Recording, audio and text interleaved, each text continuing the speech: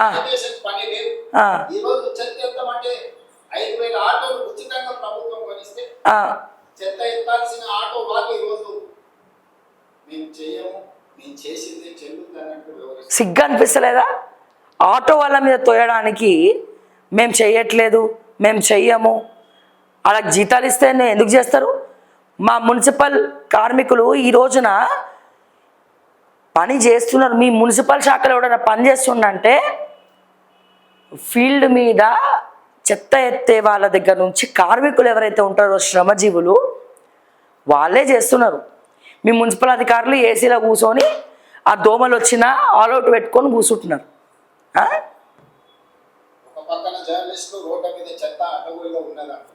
ఎవరన్నారు? ఏ జర్నలిస్ట్ అన్నాడు చూపి? రోడ్ల మీద చెత్త అడ్డగోలుగా ఉన్నదని చెప్పి ఏ జర్నలిస్ట్ అన్నాడో చూపి నువ్వు ఇప్పుడు.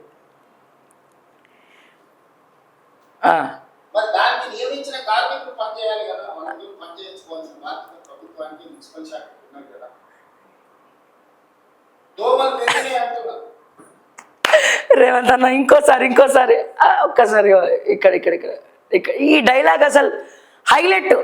ఆనిముత్యం అనుకో ఇక. అరే బాబు రేవంత్ అన్న, మున్సిపల్ శాఖ ఎవరి దగ్గర ఉన్నది? మున్సిపల్ శాఖ మంత్రి రేవంతే కదా, ముఖ్యమంత్రి రేవంతే కదా. అరే బాబు తెలంగాణ గవర్నమెంట్ రేవంతే కదా. ఎట్లా మాట్లాడుతున్నావు తెలుసా? అందుకే చెప్పినాను ఇంకా ప్రతిపక్ష నాయకుడు అనుకుంటున్నావు. టీపీసీసీ గతంలో బీఆర్ఎస్, ఇప్పుడు కూడా బీఆర్ఎస్ అధికారంలో ఉందనుకుంటున్నావేమో, లేకపోతే బీజేపీ అధికారంలో ఉందనుకుంటున్నావేమో. టీపీసీసీ అధ్యక్షుడుగా రేవంత్ రెడ్డి ఎట్లా మాట్లాడిండు? కాంగ్రెస్ పార్టీలో టీపీసీసీ అధ్యక్షుడు ఉన్నప్పుడు ప్రతిపక్ష నాయకుడుగా మున్సిపల్ శాఖ పని చేస్తలే, గవర్నమెంట్ దిగి రావాలి, గవర్నమెంట్ పని చేయట్లే. గవర్నమెంటే నువ్వు రా నాయన. రేవంత్ అన్న గవర్నమెంటే నువ్వు. మున్సిపల్ శాఖ నీ దగ్గరే ఉన్నది, విద్యాశాఖ నీ దగ్గరే ఉన్నది, హోంశాఖ నీ దగ్గరే ఉన్నది. దోమలు కొట్టుకుంటా కూర్చున్నావా? ఆ శాఖ నీదే. నీ శాఖ ప్రిన్సిపల్ సెక్రటరీ ఏం చేస్తుండు? అంతకుముందు ఎవడో ఉండే ఆ దానకిషోరో గీనకిషోరో మున్సిపల్లా, తర్వాత ఇప్పుడు ఇంకోడో వచ్చిండు.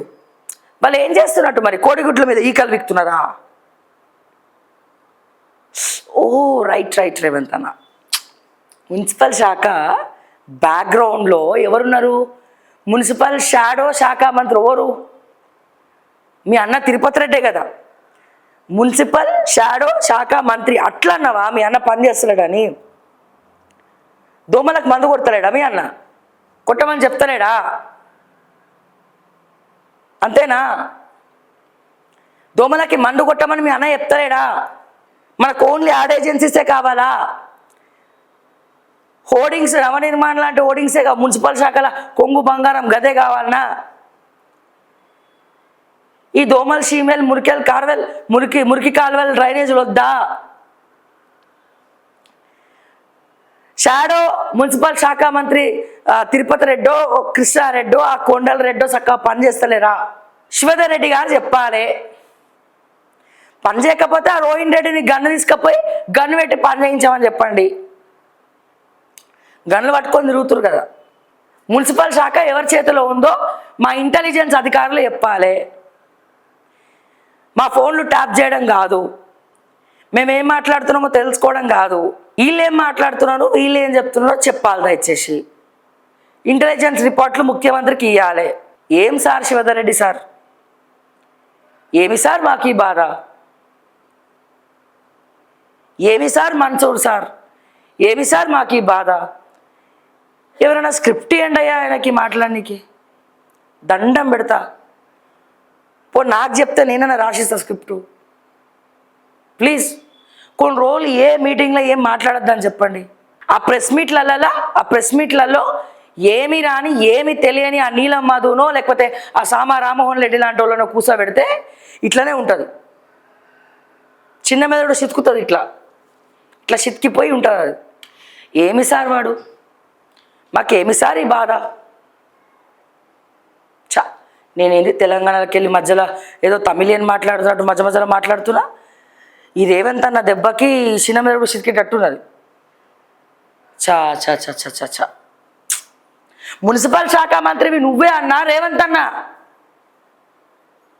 నీ మాట వింటలేరా రేవంత్ అన్న? నీ అధికారులు నీ మాట వింటలేరా రేవంత్ అన్న?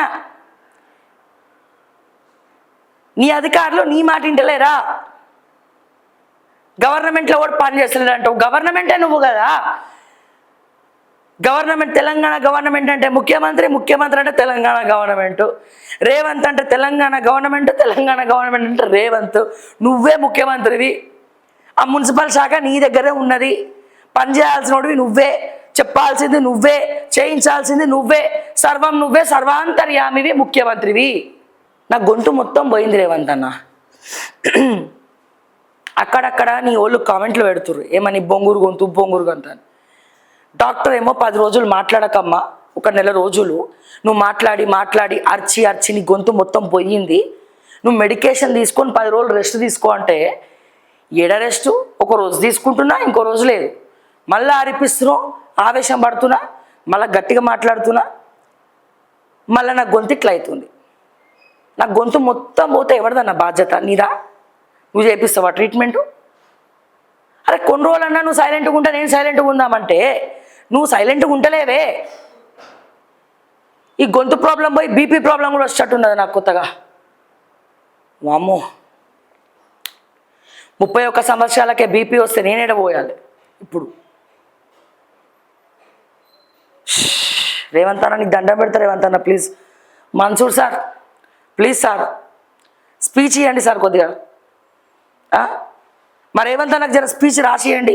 ఎక్కడ ఏం మాట్లాడాలా, మహిళా దినోత్సవం రోజు ఏం మాట్లాడాలా, మహిళలకు దిక్సూచిగా ఉంటా, నేను మీ అన్నగా ఉంటా, ఇట్లాంటి డైలాగులైనా, సినిమా డైలాగులైనా రాయొచ్చుగా. లేకపోతే మాటల మాంత్రికుడు త్రివిక్రమ్ శ్రీనివాస్ అన్న పెట్టుకుంటారా నాయన రైటర్గా, దండం పెడతా.